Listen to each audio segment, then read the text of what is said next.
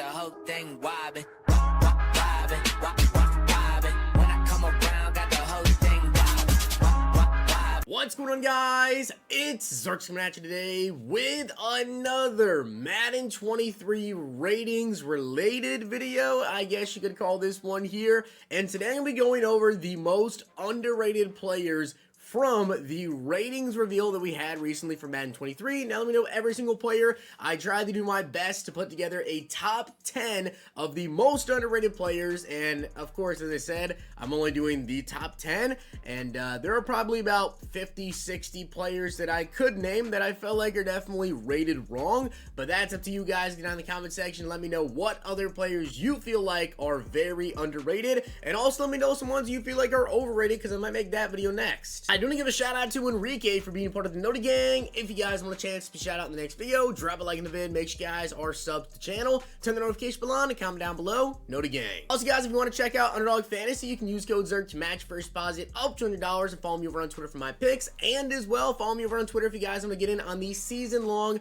NFL fantasy drafts that I've been running over there.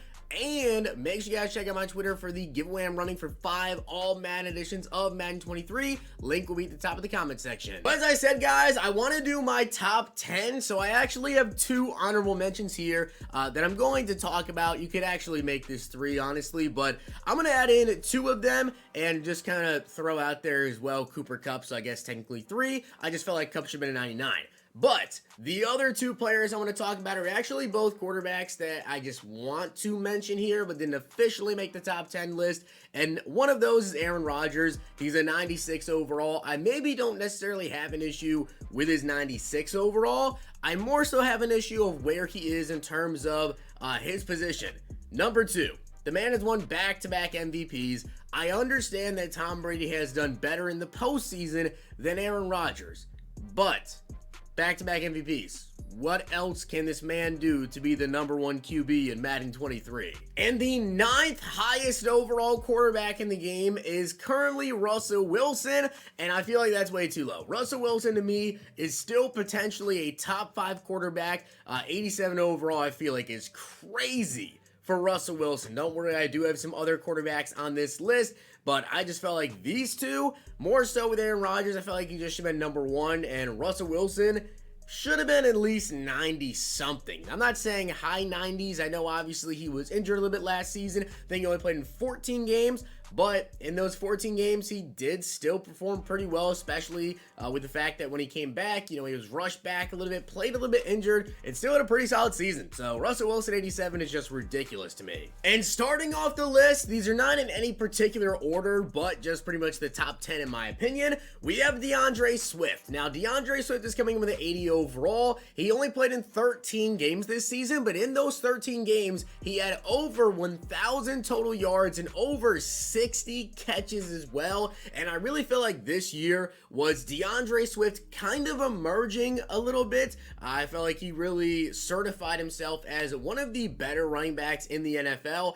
and he came in at 80 overall. I really just feel like the 80 overall is a little bit disrespectful. I'm not asking for him to be 90 plus, honestly, not even like 89, whatever. But I truly feel like DAndre Swift, when you look at the other rankings of players, probably should have been around an 85 overall, so maybe a 4 or 5 overall difference, up to an 84, 85. But I feel like when you look at the players that are around him at 80, he's just a much better player than all of them, pretty much. And with 81 catches for over 1,000 yards this season, we have Darnell Mooney coming in at only a 79 overall. I was actually very, very surprised to see that Mooney only has a 79 overall. I actually didn't even notice this when I was going through my wide receiver ratings video because he was so low, but I am very, very big on Darnell Mooney. He had a great season last season, which is why it's so surprising he's only a 79 overall. And I feel like he is poised to have a massive, massive year. I've been taking him in a ton of underdog fantasy drafts. So if you guys want to target a wide receiver late, I've been getting him pretty late. Mooney is a guy that you can definitely pick up kind of late right now. I feel like a lot of people are sleeping on him. Maybe EA is sleeping on the man as well, because only a 79 overall for Mooney, I mean, that's pretty bad. That is really, really bad. Next up, we have TJ Watt. Now, you might be wondering why I had, someone so higher overall like Aaron Rodgers on the honorable mention list, but yet TJ Watt is going to actually make the official list. Well, the reason for that, honestly, is because I 110% fully expected TJ Watt to be a 99 overall. I really, really did not think Myles Garrett was going to be a 99. I thought he'd be a 97 or 98, and I thought TJ Watt 100% was going to be a 99 overall this year. He won Defensive Player of the Year. He had 22.5 sacks in only 15 games played. He tied the NFL sack record, which is just incredible. So TJ Watt, I feel like should have been a 99. 96 overall. Sounds crazy to say that's underrated, but yes, I think that is actually very underrated for the Defensive Player of the Year and TJ to only be a 96. And speaking of Defensive Player of the Year, let's take a look at the person that finished second in voting for Defensive Player of the Year and won Defensive Rookie of the Year, coming in with 64 solo tackles, 13 sacks, and 3 forced fumbles. Listen, I know people are going to say that he is obviously, or was, a rookie, and EA doesn't really give rookies necessarily the biggest jump after that first season, right? Coming into their second year, they don't always give them the highest overall. Don't worry, I know you're thinking of another player right now, and yes, that player is also on this list coming up next. Micah Parsons, though, being only an 88 overall, I think is really insane. I think he easily should have been I'm not even asking for a 95, 96, right? He came second in Defensive Player of the Year voting. I'm just asking for like a 92. I feel like a 92, 93 would have been very, very solid for Micah Parsons to finish as the Defensive Player of the Year runner-up, to easily win Defensive Rookie of the Year, and to be one of the most versatile players in the entire NFL, where he can pass rush, he can also drop back into coverage. Micah Parsons deserved a higher overall. An 88, I feel like it was disrespectful. And the same thing goes for Jamar Chase, without a doubt. Jamar Chase is, I think, in pretty much everybody's mind right now, a top 5 wide receiver, and he comes in at only an 87 overall. Now, just like Micah Parsons, Jamar Chase also won Rookie of the Year, but of course, Offensive Rookie of the Year. He had 81 catches for 1,455 yards, which is 4th most in the league, and the 3rd most touchdowns with 13 TDs.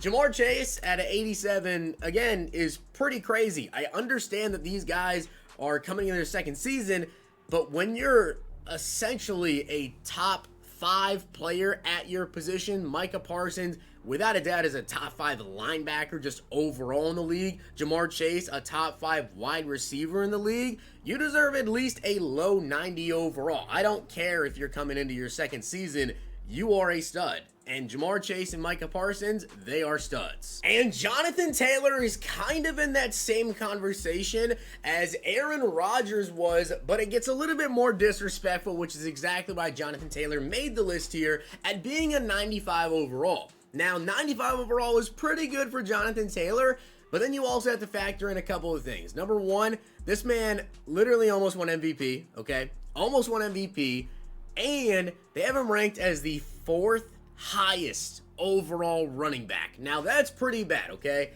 But when you factor in that Christian McCaffrey, who has barely played the last 2 years, is a higher overall than Jonathan Taylor, who almost won MVP, that is just disrespectful to another level. I understand that Christian McCaffrey is one of the best running backs in the entire NFL, and if he were to play an entire season, right, he would put up ridiculous numbers like he has in the past.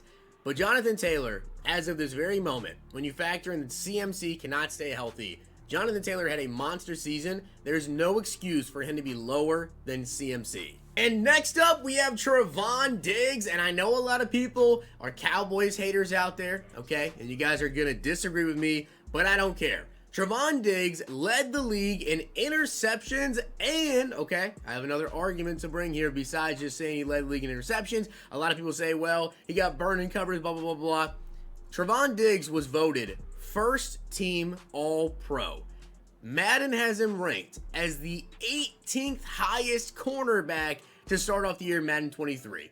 explain to me how the 18th best cornerback in the league could potentially earn first team All-Pro. It doesn't happen. Trevon Diggs can have as many interceptions as possible. If he wasn't good enough in coverage and made plays when he got the interceptions, like scoring touchdowns, which Diggs did, and he made the big time plays, and there were receivers that Diggs completely shut down this year. Take a look at his stats versus Terry McLaurin. Take a look at his stats versus Mike Evans. Take a look at his stats in general. He played very, very good, especially versus certain receivers. Trevon Diggs is a playmaker, and again, I'm not even asking for him to be ranked as a top 5 corner, okay? He has some stuff to work on. It was only his second season, but at least a 90. I mean, come on. He literally is a first-team All-Pro corner and led the league in picks. Make him at least a 90. Now, another wide receiver on this list is going to be Justin Jefferson. Coming in at a 93 overall, he had 108 catches, which is 4th in the league. He had 1,616 yards, which is 2nd in the NFL, and then 10 touchdowns. Justin Jefferson, some people have him as the best wide receiver in the NFL. To me, I feel like he is obviously top 5, debatably top 3 wide receiver. You can really put him in that conversation with Cooper Kupp, Devontae Adams, and Justin Jefferson. And then after that, you have guys like Chase and some others as well. But I think that Justin Jefferson should easily be a 96 overall. I felt like 93 was way too low. And yet another wide receiver that I have on this list, I think you guys are kind of catching a trend here. Yeah, I feel like they severely underrated a lot of wide receivers, is Deebo Samuel. He had 77 catches, 1,405 receiving yards, and also 6 touchdowns. Now notice how I said receiving yards. Well, that's because this man also had 365 rushing yards and 8 rushing touchdowns. Just all around a monster wide receiver. Deebo Samuel kind of in that conversation as well for top 5 wide receivers right now, and he's not even a 90, which is just insane. So again, Deebo, I feel like should be higher. You know, if he was a 93 overall, I think some people then would be looking at it and going, yeah, okay, I could see him there. If he was a 93 and Justin Jefferson was like a 96, I think that'd be about perfect. So Deebo, yeah, 89 is ridiculous. And the final player that I have on my list is going to be Justin Herbert, coming in at an 88 overall. Now, in my personal opinion, I really feel like Herbert is, if he's not there already, just about in that top 5 QB conversation. And Herbert had 5,014 yards, which was 2nd in the NFL this year. He had 38 touchdowns, which was 3rd in the NFL. And the absolute cannon that this man has with that 96 throw power, you guys can see it right there. So they did give him respect on his throw power, but being only an 88 overall, I feel like it was a little bit too low for Herbert. I really feel like he more so should have been around that range of maybe 92, 93 when you look at the other QBs available. Joe Burrow being a 90 overall and ahead of Herbert should never happen in my opinion. Herbert is definitely, in my opinion, the better QB. And I love Joe Burrow. I really like Joe Burrow, but Herbert definitely should have been above him. Dak Prescott even saying that as a Cowboys fan. Herbert definitely should have been above them. So with that being said, guys, I hope you enjoyed the video. And if you did, make sure you guys drop a like in the video. And of course, hit that sub button down below. And as I said, let me know down below other players. I'm sure there are about 50 other players you guys can name. But I really want to talk about these ones. And also let me know down below your most overrated. Hope you guys enjoyed. See you guys next time.